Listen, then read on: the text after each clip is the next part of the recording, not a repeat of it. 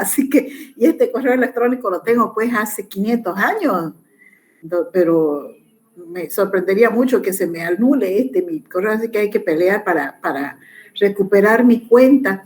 Y como es en esta cuenta la que tengo anclada, digamos, el MIP, entonces no hay otra. Por eso que me disculpo y he tenido que hacer artificios, no sé qué he hecho, pero he entrado a mi cuenta.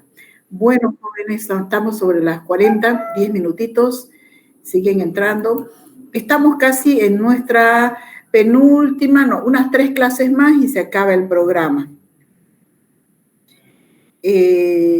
Vamos a llevar adelante nuestra clase. Espero que sea de beneficio para ustedes. Esperen un ratito, voy a compartir. ¿Dónde estamos? Es que siguen entrando las chicas y como cuando entran no se puede. Espérenme.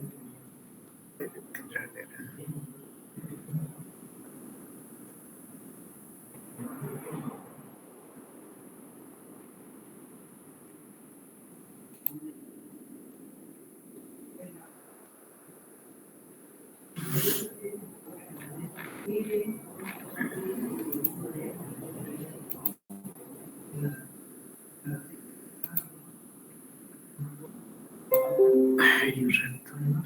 Estos chicos siguen entrando. Ya, ahora sí. Ya no más. Bien, jóvenes, por favor, fíjense si estoy compartiendo, ¿me confirman? Hola, hola. Sí, doctora, se ve. Muy bien. Bueno, vamos a empezar a nuestra clase de complejometría. La anterior habíamos visto que era la parte de gravimetría. Gravimetría muy similar a, mejor dicho, argentometría muy similar a gravimetría. Me estoy chipando yo solita. ¿Cuál es la diferencia, jóvenes? Y ustedes lo han visto en un ejercicio que hemos hecho en la pizarra. La forma de resolver es un poquito distinta. De que se puede sacar factor gravimétrico entre la sustancia buscada y la sustancia pesada, en argentometría me refiero, pero no se debe. ¿Por qué? Porque en el planteamiento del problema no nos están dando que ese precipitado se lavó, se secó, se pesó y un porcentaje de tanto que nos dan, ¿no es cierto? O un peso de tanto. Ahí ya nos están induciendo, cuando nos dicen eso, nos inducen a que el procedimiento fue por gravimetría. Si no nos dicen que han pesado, han filtrado o han lavado, entonces significa que el procedimiento es por volumetría de precipitación. Y créanme, la mayor parte de los ejercicios salen resolviéndose por volumetría de precipitación. ¿Por qué? Porque la volumetría es de precipitación y cualquier volumetría es un método mucho más rápido. Entonces no hay, y el mismo resultado, debería salir el mismo resultado, debería salir la misma eficiencia, solo que en gravimetría nos van a señalar en el planteamiento que al precipitado lavaron, pesaron, secaron, ¿no es cierto? En cambio, en volumetría nos van a dar directo. El procedimiento debería ser el mismo. Bien. Ahora, después de ver gravimetría, que es una volumetría de precipitación, ahora vamos a ver una volumetría de complejación. Entonces, ¿qué significa las volumetrías de complejación? Significan que la valoración, el fundamento de la valoración es que la muestra con el valorante formen un complejo. ¿Quién tiene la capacidad de formar un complejo? Es el valorante. El valorante tiene la capacidad de formar un complejo, un quelato, con la muestra para que sea fácil la identificación de los cationes o los metales. Entonces, vamos un poquito con la parte teórica, ¿no? ¿Qué dice la formación de complejos? Fíjense, La mayoría de los iones metálicos reacciona con electrones donadores, ¿no es cierto?, con los que va a formar complejos. Entonces, esa especie donadora, que también se llama ligando, ¿no?, debe tener un par de electrones que no comparten, que pueden ser posibles para formar el enlace. Entonces, ahí mi gatito, por Dios santo, viene y se echa a mi lado. Bueno, dentro de eso tenemos, por ejemplo, el agua, el amoníaco y otros, ¿no?, que tienen estos ligandos inorgánicos comunes. Ahora, las especies que se forman como resultado del proceso de coordinación pueden ser eléctricamente positivas, negativas o neutras. Todo esto, jóvenes, es un poco de bla bla que en algún momento de su vida profesional ustedes van a tener que leer en más detalle. Por lo visto, o por lo menos hasta ahora, simplemente tenemos que saber nosotros el fundamento. Y el fundamento es que el valorante con la muestra forma un complejo quelante para que reaccione. Entonces, y para esto también tenemos agentes orgánicos como reactivo. Usamos agentes orgánicos complejométricos, y dentro de estos agentes orgánicos complejométricos tenemos, fíjense acá, los reactivos. ¿Dónde está dibujar? Aquí vamos a dibujar. Fíjense, estos reactivos, la hidroquinolona, difenilcarbazona, la acetilcolina, o como acetilacetona, ¿no? Acetilacetona, dibenceno, todos estos, jóvenes, son reactivos orgánicos que sirven para extraer metales. ¿Qué tipo de metales? Por ejemplo, el primero va a extraer zinc, cobre, níquel, ¿no?, y otros. Y así sucesivamente, cada uno se va identificando. No hay necesidad, y vuelvo a repetir siempre, de que aprendan de memoria cuál reactivo es útil para formar un quelante, extraer el metal de la muestra. ¿Por qué? Porque todo está en los libros. Ahora, ¿con qué disolventes se utilizan? Agua, cloroformo, y etcétera, agua, benceno, ¿no? También está en los libros. O sea, no hay necesidad. Lo único que nosotros tenemos que saber que el fundamento es ese, formar un complejo quelante con la muestra. Pero además, ¿qué otra cosa nosotros tenemos que identificar? ¿No? Que aparte de estos orgánicos, también hay ácidos aminocarboxílicos como reactivos. Y dentro de estos, el más usado es este señor al que ustedes conocen de este primer año de universidad, ¿no es cierto? Es el ácido acetil tetracético, diamín tetracético, que también se llama el etilén dinitrilo. Aquí está su fórmula, esta es su fórmula estructural, pero además tiene otras actividades u otras funciones, que es la de ser un anticoagulante, jóvenes. Y este compuesto o este ácido aminocarboxílico, es una amina, la vamos a utilizar hasta el último día de nuestra vida profesional, porque es un anticoagulante, y si estamos en la parte de laboratorio, siempre vamos a utilizar, porque incluso vienen tubitos, ¿no? Tapa lila, tapa rosada, tapa roja, tapa azul. Ya ustedes, cuando lleven clínica, ya van a ir identificando cuáles son los que llevan anticoagulante y qué tubos no llevan anticoagulante y qué tipo de anticoagulante llevan. Porque para cuando uno va y toma la muestra directamente, esta tapa azul, ya tiene anticoagulante, pero ¿cuál? ¿El citrato o el EDTA? No, yo prefiero EDTA. Entonces el tapa lila se para, ¿no? Y eso ya con la práctica uno va aprendiendo y se va viendo cuál es el mejor anticoagulante para algunas determinaciones.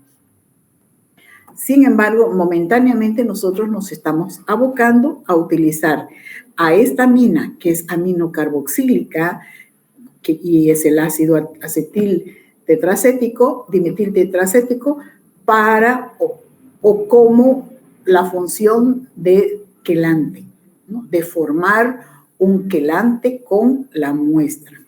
Bien, entonces, vamos bueno, y aparte de servirnos, fíjense, aquí habla que nosotros tenemos que conocer a la muestra y los ligandos, los 6 ligandos que tiene, donde se puede formar el complejo del EDTA con el metal.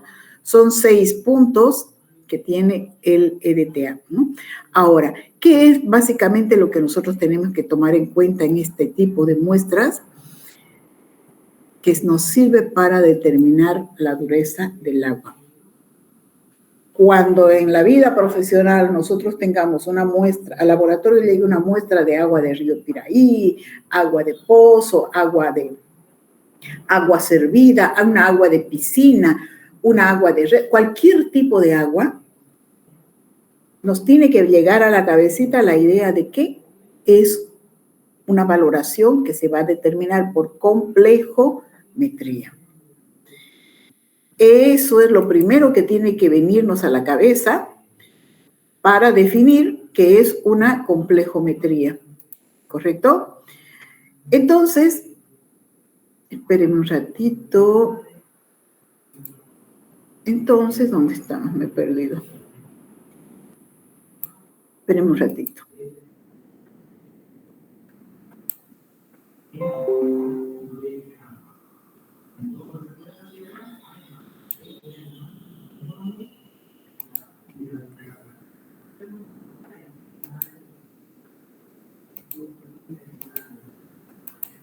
Entonces,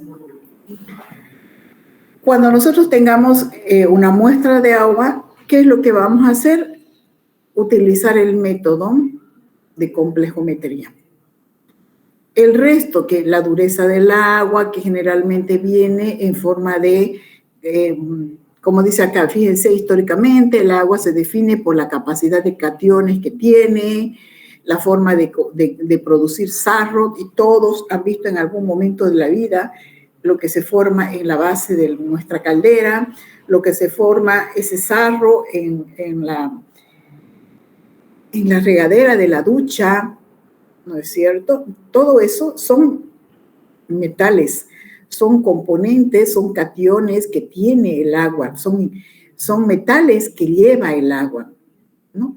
La dureza. Y según la cantidad de sarro o de manchas blancas que genere esa cantidad determinada de agua estancada, va a depender, ¿no?, la presencia de cierta concentración de estos metales. Normalmente dice que viene en forma de carbonato de calcio, es lo que se expresa la concentración de metal o de la dureza del agua, en forma de carbonato de calcio, ¿no? Ahora, una dificultad que se tiene históricamente es cuando en las tuberías de la red de agua, cuando se siente el agua estancada, se tiene agua estancada, lo primero que se hace es que se forma ese tipo de sarro. Y como ustedes verán, por sentido común, uno no puede ir a la tubería que está por debajo de la casa o por debajo de la calle, no se puede meter un cuchillo o un cepillo y lavar, ¿no es cierto? Normalmente, ¿qué es lo que hacen? Hacen circular un reactivo que va a disolver ese sarro, que es una concentración de carbonatos, y hacer una limpieza. Otras técnicas son provocar vibración, y con la vibración hace que se desprenda ese sarro y circule al agua y sale. Pero al momento de consumirla, esa agua todavía hay que dejar que circule ¿no?, porque es un poco tóxica. Hay diferentes técnicas que son apropiadas para diferentes usos. Eso respecto al agua. Agua, hay diferentes tipos de agua. Agua dura, agua blanda, agua estéril, agua purificada. Es lo que les decía en el laboratorio el otro día. Si ustedes se van a la farmacia, ustedes compran un frasquito, una bolsita, un sachet se llama, un sachet de agua destilada, le dicen a la farmacéutica, les va a vender un sachet similar a la bolsita de leche Pil, pero color transparente, y les va a decir, esta es agua destilada. Aparentemente sí podría ser agua destilada, conceptualmente sí es un agua destilada, pero en la práctica simplemente pasó por una fase de desionización.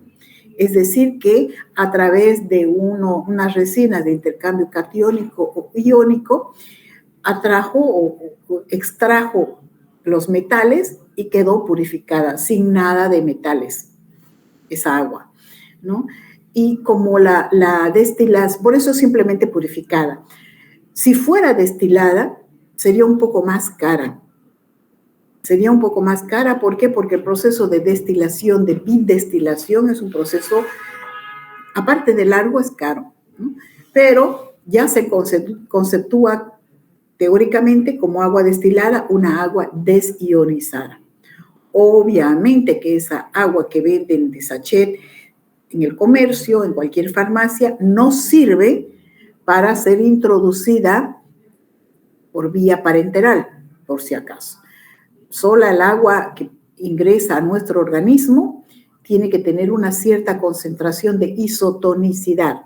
¿Cuál es esa? La solución fisiológica al 0,9% y agua al 5% con dextrosa. Solo a esa concentración nuestras venitas y nuestro organismo puede recibir agua. Pero una agua como la del grifo, por muy limpia, pura, sea, no puede ingresar porque puede provocar, incluso aparte de dolor, porque no tiene la isotonicidad de los glóbulos rojos, puede provocar rompimiento de esos glóbulos rojos, ¿no es cierto? Entonces, por eso es que cuando venden estas soluciones parenterales de gran volumen, nos vamos a dar cuenta que tiene una concentración de cloruro de sodio y o una concentración de glucosa. Es cierto que en el comercio también hay dextrosa al 7%, sí, pero eso es cuando hay casos ya de desequilibrio electrolítico que tengan los pacientes. E incluso los Ringer lactato, los Ringer normal en soluciones parenterales de gran volumen, no solamente tiene cloruro de sodio, también tiene cloruro de calcio, tiene lactato de sodio, ¿no? O los Ringer normal, ¿sí? Tienen otros elementos que van a complementar los electrolitos, a reponer en realidad los electrolitos perdidos en la sangre. Dan permitido a esa concentración ingresar y reanimar o ser un conducto para colocar otros medicamentos. Pero agua pura, limpia, estéril, bidestilada, tridestilada, pura, no puede entrar a vena. Tiene que tener cierta concentración. Eso respecto al agua. Las aguas que les decía simplemente purificadas son aguas que sirven para laboratorio, para hacer una limpieza, para evitar que quede trazas de un elemento que pueda interferir en una próxima reacción. Ahora, aguas bebibles, estas aguas de sifón. Yo les voy a pasar un documento, un TikTok que salió, que es muy interesante, muy didáctico, para que ustedes se den cuenta el peligro, desde el punto de vista fisiológico, el peligro que trae consumir este tipo de agua. Me refiero a la agua de botella, a la agua de sifón, esa agua que la mayor parte de nosotros tomamos, agua de vida, que dicen, ¿no? Esa agua no sirve tomarla. Está bien, excepcionalmente una que otra vez, sí, puede ser, pero no aporta absolutamente nada a nuestro organismo. Nuestro organismo necesita cierta concentración de cationes y esa la provee solamente una agua como la que tenemos o la que nos provee es Aguapac. Una agua con una cantidad de concentraciones. ¿Quién nos califica, quién nos valida esa cantidad de metales como carbonato de calcio que viene, según lo que dice aquí en este documento, es Aguapac? Y hay una tabla que clasifica el tipo de agua: agua dura, agua blanda, agua súper blanda, agua súper dura, por las partes por millón de metales pesados que pueda tener, ¿correcto? Entonces, consumir esa agua de sifón no nos va a aportar en nada. ¿Por qué? Porque es agua que no aporta ni a los músculos de ninguna, ni energéticamente un complemento de electrolitos, no va a aportar en absolutamente nada. Y más bien lo que hace es llenar el estómago. Por eso es que la mayor parte de las empresas de deporte ofertan este tipo de agua. ¿Por qué? Porque a una persona, a un deportista, lo llena, lo tiene hartado, claro, porque solamente lo llena, no se absorbe, lo llena y cada vez que va a miccionar va a eliminar, pero le va a dar esa sensación de lleno. Pero si ustedes consumen otro tipo de agua, la de red, la de Saguapac, ustedes verán que toman, se van a sentir saciados, pero al momento van a volver a tener hambre, van a volver van a miccionar, obviamente, pero ¿por qué? Porque está aportando elementos como carbonatos que van a ir a suplir la eliminación del sodio, del potasio cuando uno va a orinar.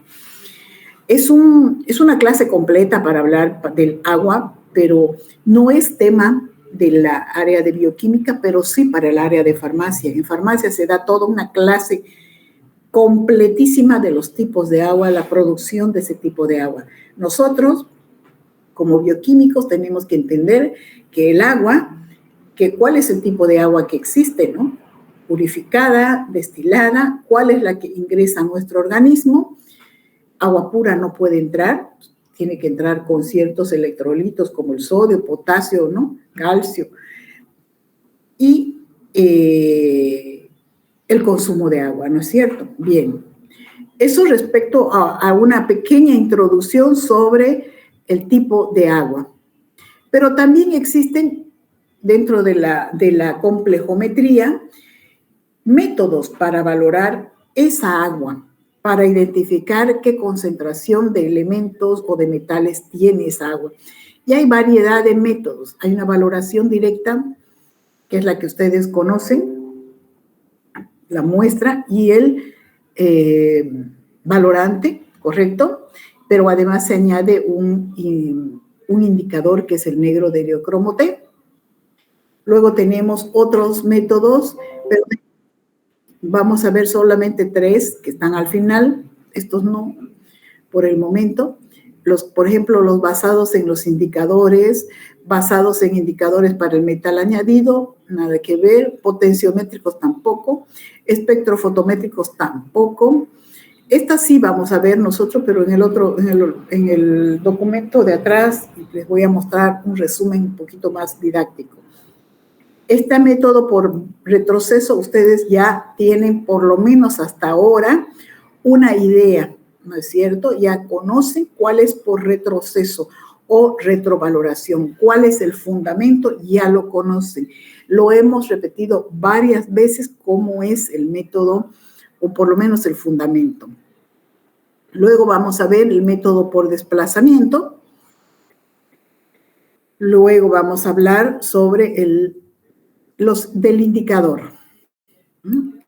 El indicador, que es el negro de heliocromo T, fíjense, existen como 200 compuestos que se han aprobado o se consideran ser indicadores, pero dentro de toda esa variedad, el que más utilizamos es el negro de heliocromo T. Y ese es el que vamos a aprender a utilizar. Este negro de heliocromo es este señor, aquí te estamos presentando, esta es su formulita.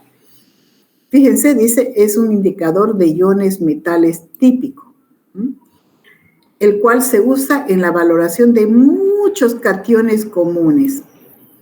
Su fórmula estructural, ¿no? Aquí está, el negro de heliocromo, ¿no? Y su comportamiento como ácido débil está descrito por estas ecuaciones. Tampoco es importante conocerlo en detalle, simplemente saber que el negro de heliocromo es un indicador que se utiliza en valoraciones complejométricas para evaluar aguas, porcentaje de dureza en agua, cualquier tipo de agua. Bien. ¿Hasta ahí? ¿Se entiende?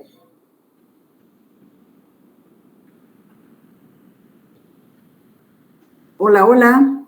Sí, doctora. Sí, doctora. Ya, muy bien, niñas. Fíjense, los complejos metálicos que forma el eriocromo son rojos. Y cuando ustedes valoren, se van a fijar cómo cambia el color, ¿cierto? Y hay que ajustar, por si acaso. Cuando se está valorando, se ajusta a un pH 10.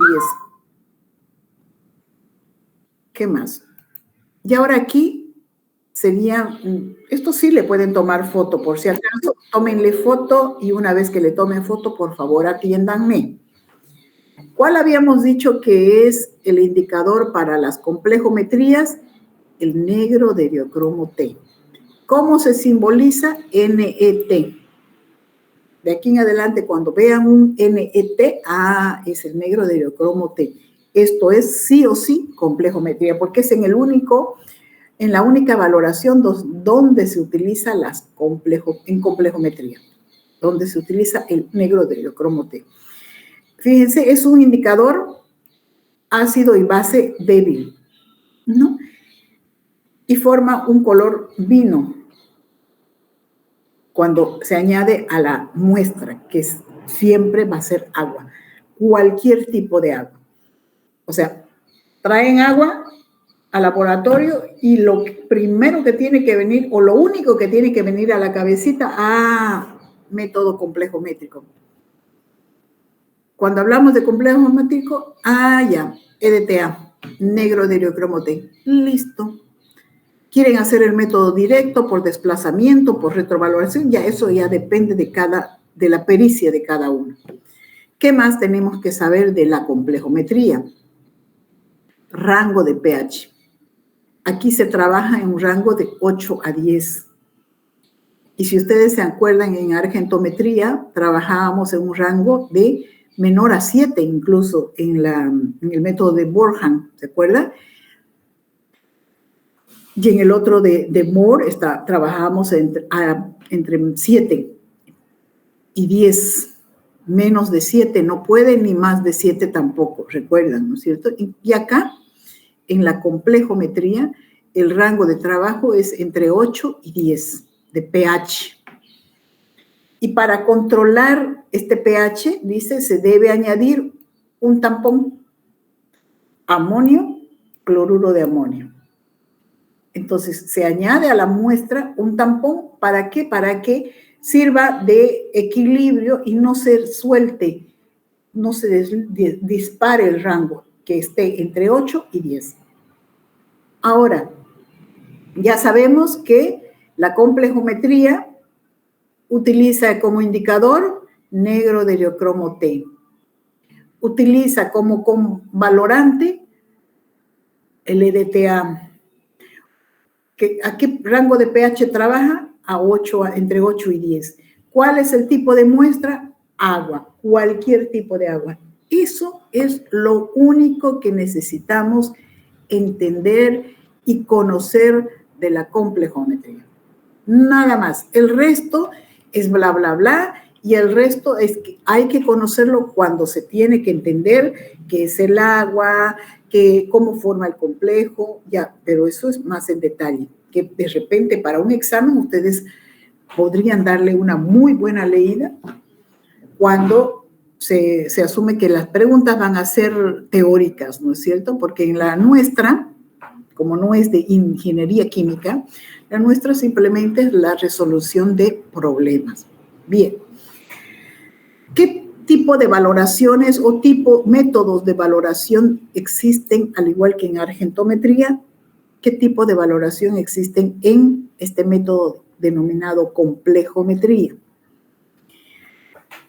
El más conocido, titulación directa. Esta conocemos, sabemos. Es la más común, es la única, la más común, la típica, en realidad, ¿no es cierto? Donde tenemos que una bureta, donde tenemos una muestra en un matraz, añadimos el indicador y se valora directamente. Obviamente ahí vamos a tener que colocar el tampón, ¿no es cierto? Y se valora directamente. No hay más nada que hacer. Fíjense lo que dice. En este método, la solución valorante, ¿cuál EDTA? Es la que va a estar en la bureta, va a reaccionar directamente con el catión de la muestra. ¿Cuál muestra? Agua. ¿Y dónde está la muestra? En el matraz, ¿no? Donde el volumen y la concentración obviamente deben ser conocidos, eso sí. ¿Para qué sirve? Para analizar cationes, ejemplo, pureza de agua. O sea que pureza de agua, ¿qué método? Complejometría, básico. ¿Qué valorante? EDTA. ¿Qué indicador? Negro-de T. ¿Qué rango de pH de trabajo? Entre 8 y 10. ¿Listo? Y se trabaja. Eso respecto al método directo. ¿Cómo funciona el otro método que se llama por retroceso o por retroalimentación? Es lo mismo. Tómenle foto, por favor, y entiéndanme después. ¿Listo? Bien. Fíjense, esta partecita es teórica y aquí en el dibujito voy a volver a explicar. ¿Qué dice el método por retroceso? En este método se agrega un exceso de EDTA a la muestra. Y luego de reaccionar, obviamente, ese exceso se va a retrovalorar o se valora con una solución que se llama patrón de zinc o solución de magnesio. Listo. Ahora vamos, ¿y sirve para qué? Para calcular cationes que forman complejos estables. Ya. Ahora vamos a explicar haciendo el esquema. Yo les dije al inicio de esta parte, de esta última parte del laboratorio o de teoría, que en vez de colocar datos numéricos, coloquemos un esquema. El esquema, jóvenes, nos sirve en volumetría es más didáctico entender el proceso cuando tenemos un esquema. Entonces, aquí tenemos, por ejemplo, nuestra buretita, ¿cierto? Aquí está nuestro matracito. Ya. ¿Qué dice? Tenemos una muestra. Aquí está la muestra. Su concentración. La concentración nos las dan. Puede ser en mili equivalentes, pueden ser en milimoles. Eso es indistinto.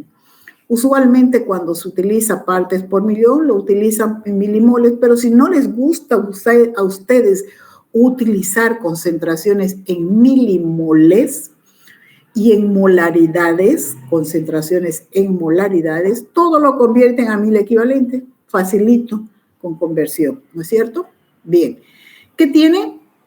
Como valorante dijimos que tiene que ser un EDTA en un método directo, pero en este caso del método de retroceso, ¿qué vamos a tener como valorante? Fíjense, una solución de zinc o de magnesio, cualquiera de los dos. Una solución de zinc o una solución de magnesio. O esta o esta. Pero ¿qué vamos a conocer de este valorante? Tenemos que conocer cuánto es el volumen que se ha gastado, eso lo sabemos, y sabemos también qué concentración tiene. Todos esos datos tenemos. ¿Qué tenemos en la muestra? Como muestra tenemos agua, ¿correcto? No puede ser que conozcamos un volumen determinado, ¿cierto? Concentración sabemos, no sabemos.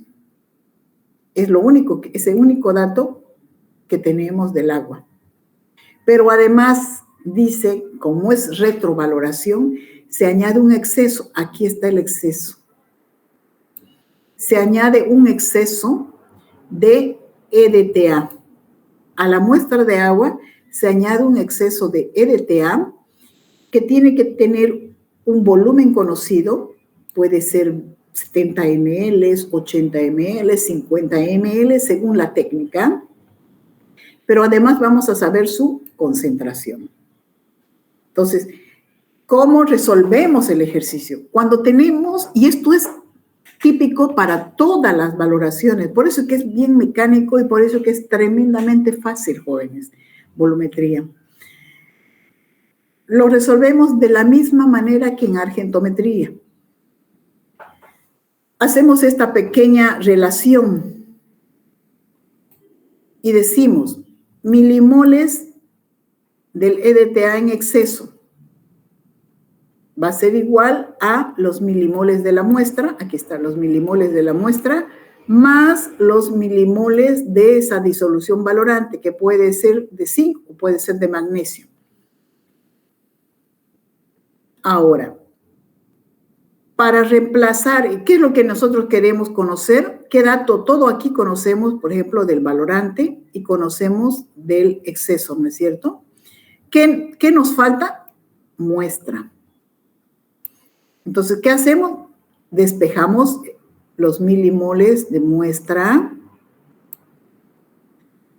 y eso va a ser igual a ¿qué? A los milimoles del EDTA en exceso, que se conoce volumen, concentración, menos el milimol del valorante, que se conoce volumen y concentración. Y nuestra incógnita va a ser milimoles de muestra. Entonces, como tenemos de ambos, del valorante y del exceso, tenemos volumen y concentración en ambos, simplemente sacamos por relación los miliequivalentes, ¿cierto? Ahora, una vez que tenemos miliequivalentes, ¿qué es lo que hacemos? Relacionamos, sabemos que lo que hay en la parte superior, en el valorante, va a ser igual a la concentración que hay en la muestra. ¿Correcto? Sí, pero eso es en el caso de que es un método directo. En este caso no podemos hacer esa relación. Entonces, estos miliequivalentes tendremos que proseguir de la siguiente forma. Bueno, pensé que estaba explicando un ejercicio. De ese miliequivalente vamos a relacionar con el peso molecular, volúmenes, concentración de analito y listo. Así de simple es este método por retroceso. Ahorita vamos a hacer un ejercicio, no se preocupen. Eso respecto al método por retroceso. El fundamento ya lo conocen. Obviamente, en este caso de la relación que aquí hemos colocado es con un signo más. ¿Por qué? Porque la muestra está en medio y la muestra es nuestra incógnita. Entonces, nosotros de acá tenemos que descubrir qué concentración tiene el analito, que es la muestra, simplemente haciendo una relación de diferencia, ¿no? De resta. Eso ya, se supone que eso ya lo tienen que conocer ustedes. Y este es el otro método, el método por desplazamiento. Tómenle una foto, por favor, para que explique en detalle.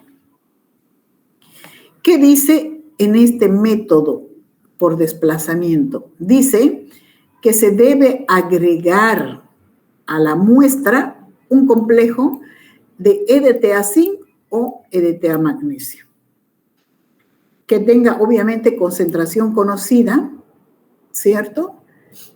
Y un volumen en exceso. El resto, dice, se va a valorar con EDTA. Bien, eso dice la teoría.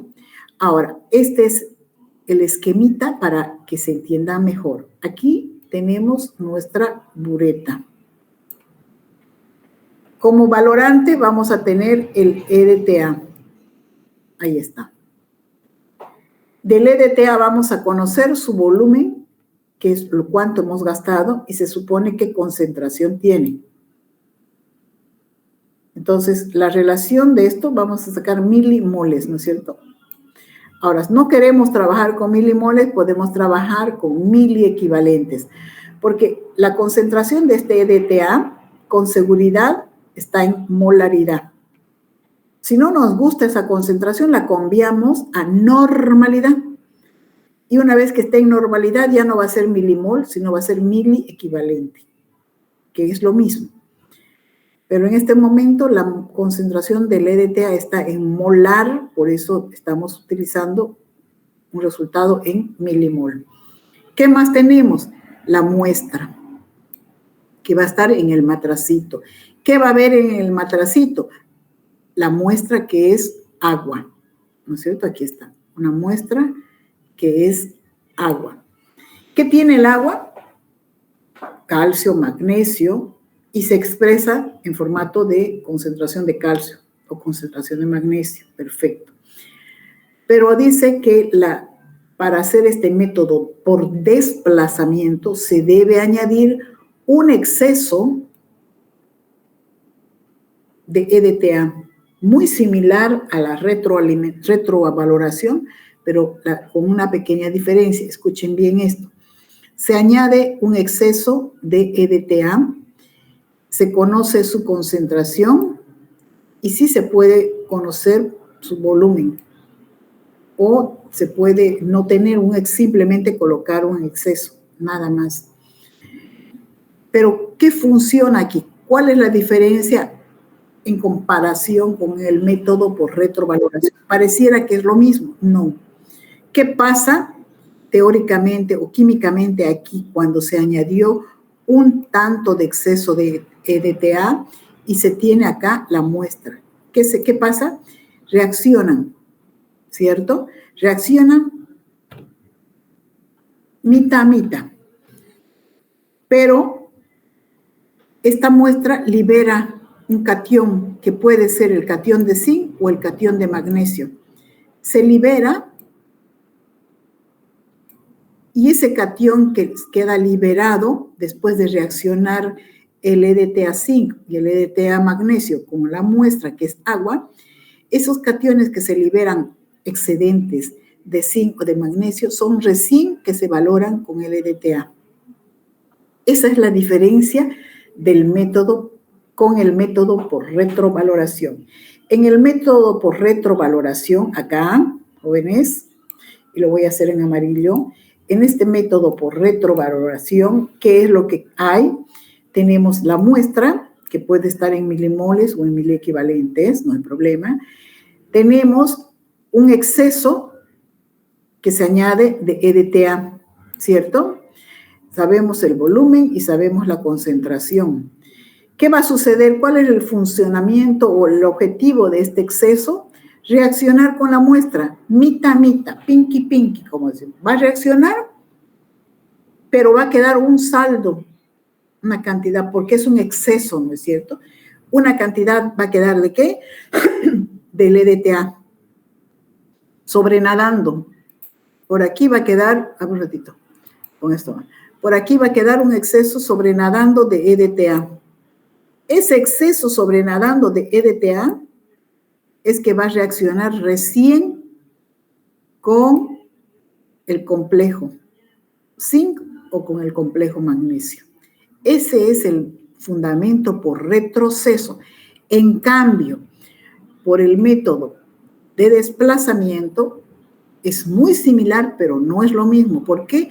Porque aquí se tiene la muestra, se añade un exceso de EDTA y ese, al reaccionar pinky, mitad, se van a liberar, dijimos, ciertos cationes. En vez de que sea un sobrenadante completo, se van a liberar ciertos cationes y estos cationes van a ser valorados nuevamente con un EDTA. En el otro caso era un complejo, ¿no ve? En este caso es nuevamente con EDTA. Aquí se usa EDTA y acá como valorante se usa EDTA. ¿Cómo podemos interpretar la relación? Aquí está. Milimoles del EDTA zinc, que es el exceso, va a ser igual a los milimoles de la muestra con los milimoles del valorante. Nosotros en el cálculo del ejercicio nos piden siempre conocer la concentración del analito, esta concentración. ¿Qué hacemos? Despejamos. Milimol de la muestra va a ser igual a milimol de EDTA zinc menos los milimoles de EDTA del valorante. Esa sería la última reacción, ¿no? La resta, la diferencia, porque la incógnita es esta. ¿Qué dice acá? Que esta valoración por desplazamiento se usa cuando no se tiene un indicador para el analito. Sí, puede ser, pero puede ser excepcionalmente que un laboratorio no se disponga de un indicador, ¿no es cierto? Pero generalmente es porque es más práctico, es más preciso que un método directo. Y bueno, también va a depender de la técnica que tengan valorados en el mismo laboratorio, ¿no? Normalmente los laboratorios utilizan solo el método directo u otros utilizan solo o excepcionalmente el método por retrovaluación. Son los más utilizados, pero ahorita están viendo ustedes que también hay un método por desplazamiento que utiliza muestra, un exceso de un valorante y lo que libera, cationes que libera, se valora con el mismo valorante que es el EDTA. EDTA, EDTA.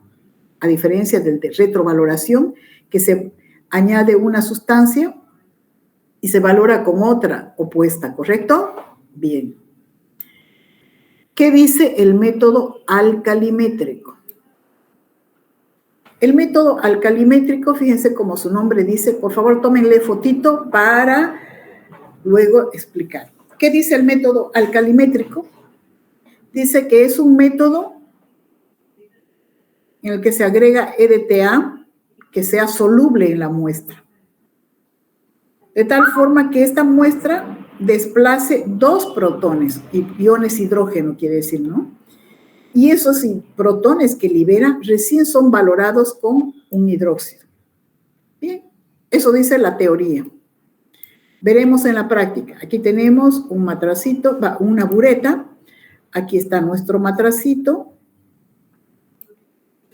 ¿Qué muestra tenemos? Agua. ¿Qué metal? ¿Qué tiene el agua? Calcio, magnesio, ¿no? Cationes en realidad. ¿Qué tenemos en la buretita? Hidróxido de sodio. ¿Cómo funciona esto? Se añade a la muestra, dice, una cantidad de EDTA que sea soluble en la muestra. Puede ser EDTA zinc, EDTA magnesio, porque el agua tiene calcio, magnesio, sin un metal, ¿no es cierto? Ya, se añade un EDTA soluble. ¿Por qué soluble? Para que cuando reaccione provoque la liberación de 2 protones, ¿no? Entonces, esos protones que se quedan liberados, sobrenadando, si vale el término, por aquí, después de reaccionar la muestra con todo ese EDTA soluble, esos protones son los que se van a valorar con el hidróxido de sodio, que también conocemos su volumen gastado, vamos a conocer mejor dicho, y la concentración. ¿Cuál sería la relación entonces de la ecuación? Tenemos los milimoles del que hemos añadido, va a ser igual a los milimoles de la muestra más los milimoles del valorante. Pero como un ejercicio, nosotros lo que no conocemos es los analitos de la muestra. Este señor, despejamos y decimos milimol del exceso del EDTA soluble menos los milimoles del valorante, ¿no?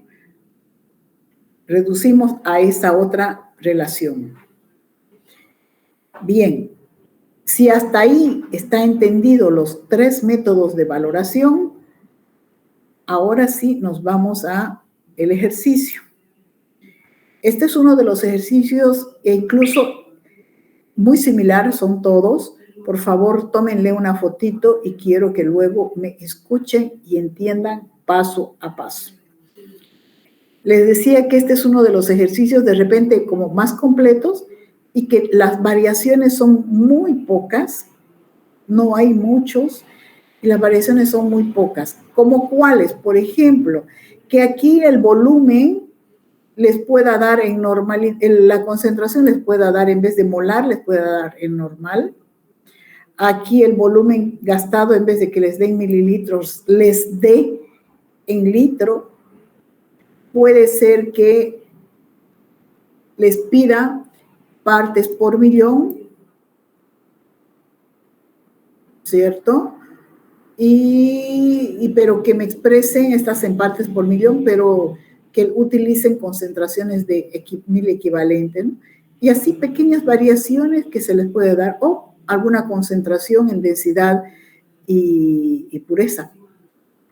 Bien, aunque aquí no hay necesidad, ¿por qué? Porque el EDTA no se puede utilizar concentraciones y pureza porque no es un ácido débil. Entonces, empezamos con el planteamiento del problema. Este es el planteamiento del problema y lo vamos a leer, y por favor les ruego escuchar en detalle, entender, porque esta parte es la más importante, el resto ya lo sabemos. ¿Qué dice? Se analiza una muestra de agua para determinar la dureza, obviamente del agua, ¿no es cierto? Y para ello se coloca en un matraz Erlenmeyer, aquí está el matraz Erlenmeyer, una alícuota de 100 mililitros, ahí está, alícuota de 100 mililitros. ¿De qué? De amonio. Más un indicador de negro de diocromo T. Se añade un negro de diocromo T. En el proceso de la valoración de viraje, se gasta 36 mililitros de EDTA. Entonces, como valorante aquí, en la buretita, tenemos EDTA. Y dice que se gasta un volumen de 36 mililitros. Y la concentración de este EDTA es 0.085 molar. ¿Qué más tenemos de la muestra? Nada más. Dice una segunda alícuota. Ah, ya, aquí está la segunda alícuota. Lo mismo. Muestra EDTA, dice, a ver, una alícuota de 50, aquí está los 50. Se agrega previamente hidróxido de sodio. Aquí está el hidróxido de sodio. Se agrega con la finalidad de precipitar magnesio. Para eso se añade hidróxido de sodio. Ya. Ese sobrenadante se va a valorar con 9 mililitros de EDTA. Entonces, como valorante, aquí hay EDTA. Ay, lo he borrado. Como volumen gastado, dice, son 9 mililitros y con concentración, la misma, obviamente, 0.085 molar. ¿Y qué nos dice? Que calculemos las concentraciones de calcio, de magnesio, expresados en partes por millón. De repente yo no les pida en partes por millón, de repente les pida porcentaje masa-masa, y eso es otra cosa, ¿no? Pero normalmente se expresa el agua en partes por millón. Bueno, hasta ahí el ejercicio. Esto es un... Y bueno, también les pedía las partes por millón en forma de carbonatos, de calcio y de magnesio. Si se puede, vamos a hacerlo. Bien. ¿Cómo solucionamos? Fíjense que los pasos a seguir que hicimos en carbonatos, lo mismo se debe aplicar para este tipo de molometría, jóvenes. ¿Cuál era? Que cada matracito tenga el mismo volumen. Este tiene 100 y este tiene 50. Ahí ya tenemos un problema. Tenemos que entonces multiplicar por un número para llegar a igualar a esta concentración. Si acá tengo 50, tengo que multiplicar por 2. Entonces, ¿qué hacemos? Hacemos la separación del matraz y multiplicamos por 2.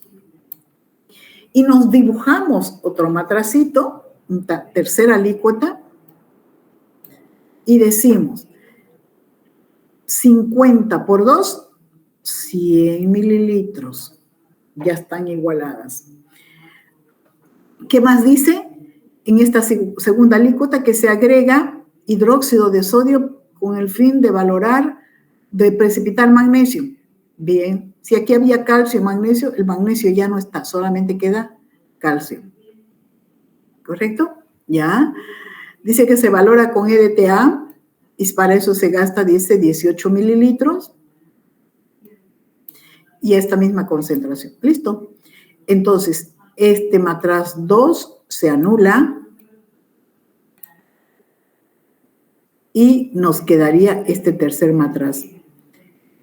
Pregunto, ¿de dónde sale 18 ml? Pero si aquí en el planteamiento no menciona en ningún lado que se ha gastado 8 o 18 mililitros. Se gastó 9, jóvenes. Entonces, ¿qué es lo que debemos multiplicar? Estos 9 mililitros por el 2, 9 por 2, 18. Entonces, aquí se multiplica. Y los 18 mililitros es lo que se añade, por si acaso. La concentración por 2 no puede variar, ahí está la misma concentración. El volumen del matraz, 50 por 2, 100. Entonces son solamente 2 puntos que se toman en cuenta para multiplicar. Eso creo que ya está tremendamente claro.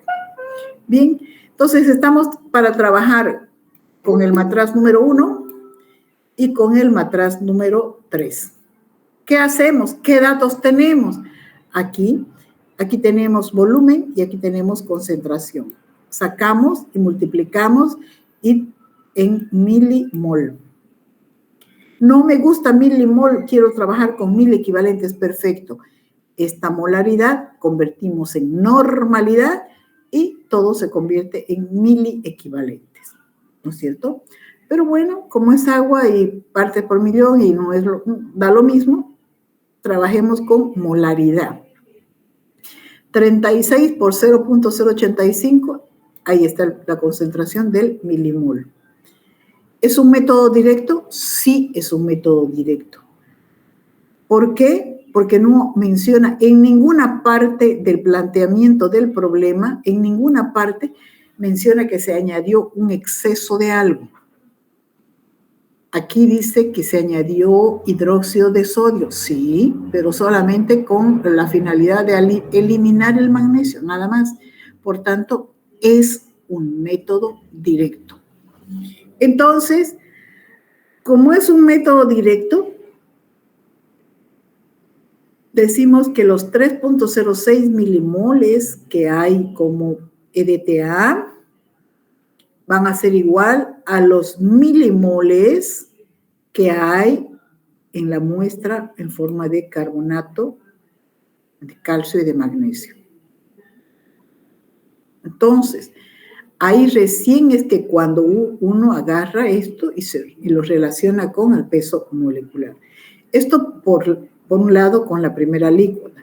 Luego, ¿qué pasa con la tercera alícuota? Lo mismo, aquí tenemos la multiplicación, ¿no es cierto?, del volumen por la concentración, 18 por 0.58, 1.52 milimoles. Y si, como es método directo, lo que hay en el valorante, como EDTA, también habrá en la muestra como concentración de calcio y magnesio. Hasta ahí está listo para empezar a resolver el ejercicio. Todo el planteamiento ya está expresado en este esquema. Bien, ¿y qué hacemos? Multiplicamos ya no miliequivalentes, sino milimoles. El primero, 3.06. ¿De dónde sale este 3.06? Aquí está. Del 36 por 0.58, aquí está. 3.06 milimoles. Milimoles. ¿Qué concentración tiene? Calcio y magnesio. ¿Por qué? Aquí está, calcio y magnesio. ¿Correcto? Aquí no han añadido nada para precipitar nada. En el otro matracito, que llegaría a ser el 3, en realidad ya se convierte en 2. En el otro matraz, ¿qué es lo que sucede? Dice que se añade hidróxido de sodio para eliminar el magnesio. O sea que ya no existe magnesio aquí. Chao, se fue el magnesio y solo queda en el matraz calcio. Entonces, la relación de 18, la diferencia, la multiplicación de 18 por la concentración nos da esta cantidad pero en milimoles. Menos 1.52 milimoles, ¿pero de qué? De calcio. ¿Pero por qué de calcio? porque no recuerdan, habíamos añadido hidróxido de sodio, aquí dice, hidróxido de sodio, para precipitar al magnesio. Ahí está, se anuló magnesio. Y solo quedó calcio. Entonces, esta relación de 1.52 es solamente para identificar la concentración de calcio en la muestra.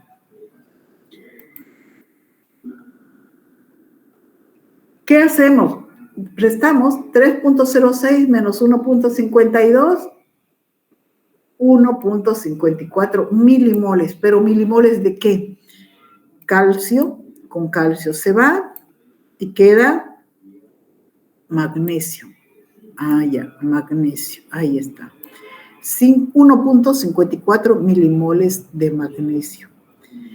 Y habíamos dicho que lo que hay en el matraz de muestra va a haber lo mismo a la concentración del valorante. ¿Por qué? Porque era un método directo. Por tanto, si hay 1.54 milimoles de magnesio, habrá 1.54 milimoles de calcio. Es lo mismo. Esta relación siempre uno tiene que colocarla porque si no, no podemos empezar a trabajar. ¿Y con quién empezamos? Obviamente con cada uno de estos cationes, ¿no? Primero con el calcio y segundo con el magnesio, o indistinto para cada uno. Bien, entonces empezamos con el del magnesio. 1 milimol de magnesio tiene 24 miligramos de magnesio. ¿De dónde salen estos miligramos? Peso molecular o peso equivalente, pero en este caso peso molecular. ¿Por qué? Porque tenemos concentraciones en milimoles. ¿Recuerdan? O también podrían ser milequivalentes, que es lo mismo. Y queremos sacar porcentajes en partes por millón. Y para sacar porcentajes en partes por millón necesitamos gramos o miligramos. Por eso es que comparamos con los pesos moleculares o peso atómico. En este caso, un milimol de magnesio es igual a 24 miligramos de magnesio. 1.54 milimoles de magnesio van a ser ¿qué? 1.54 de magnesio van a ser igual a 36.46 miligramos de magnesio. Ahí está. Estos milimoles, 1.54 milimoles de magnesio, los hemos transformado en milimoles, o mejor dicho, en miligramos de magnesio. Facilita la transformación. En este siguiente decimos, 1 milimol de calcio tiene contenido 40 miligramos de calcio. ¿De dónde sale? Peso atómico del calcio, miligramos.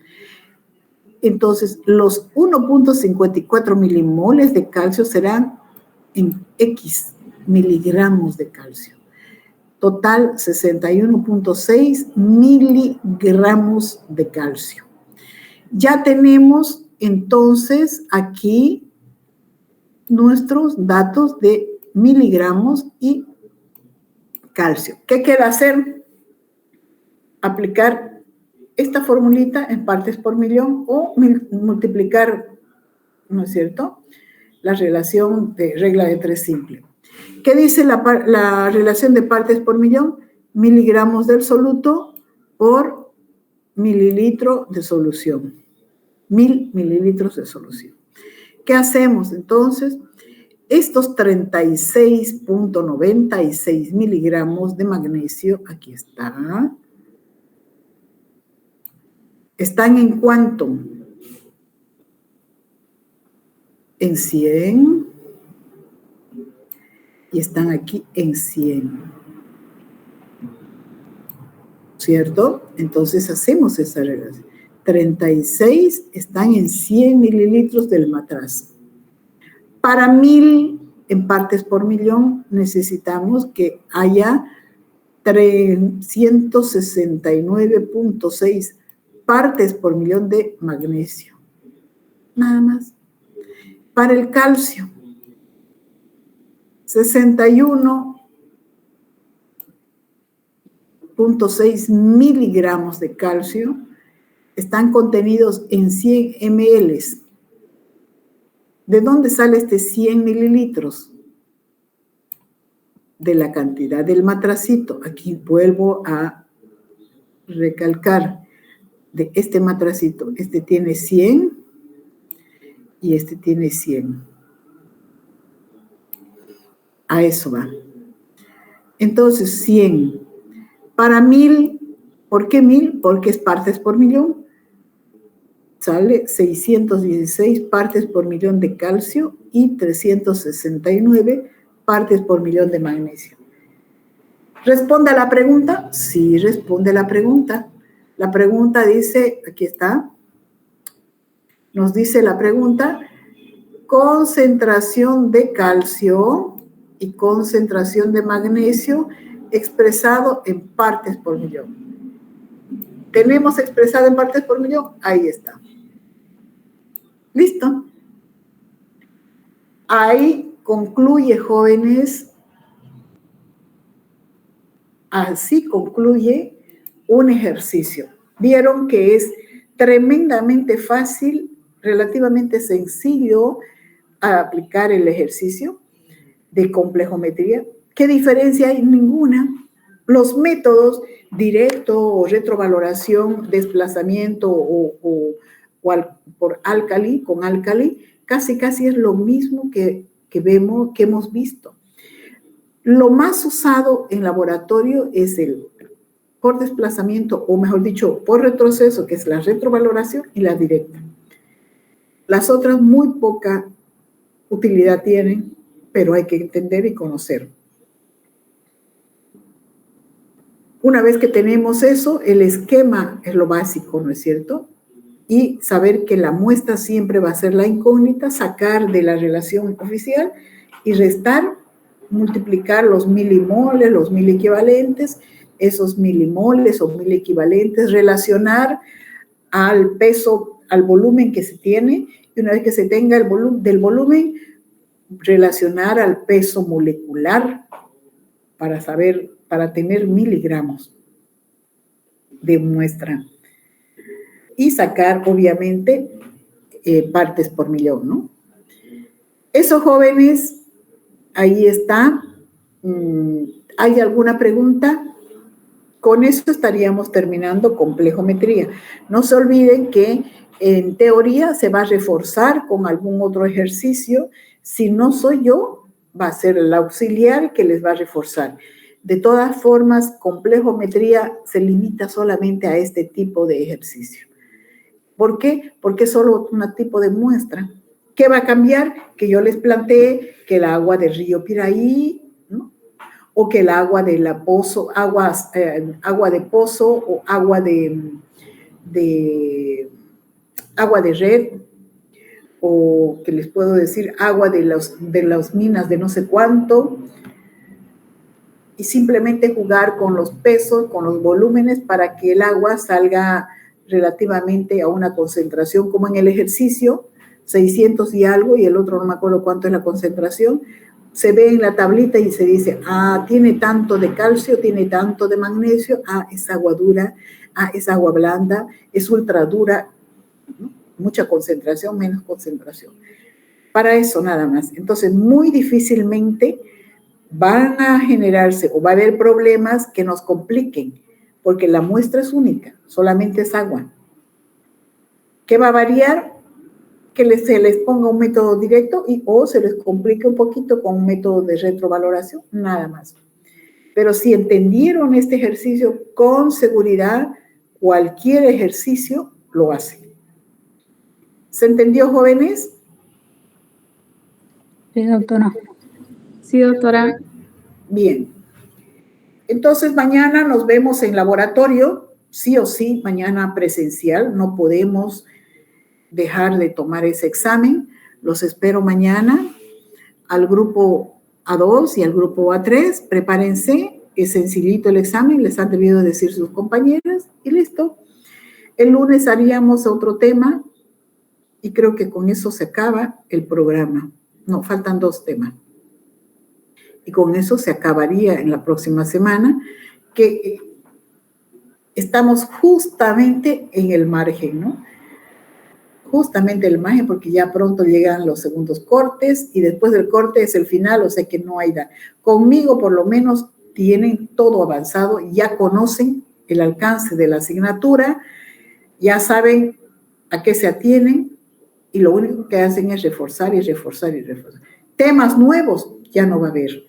Va a haber obviamente el de permanganometría, óxido reducción, nada más, son 2 temas y listo, se acabó el programa. Listo, jóvenes, si no hay alguna pregunta, nos podemos retirar. Buen día, chicas. Hasta luego, doctora. Chao, jóvenes, hasta luego, buen día. Hasta luego, doctora. Hasta luego, doctora.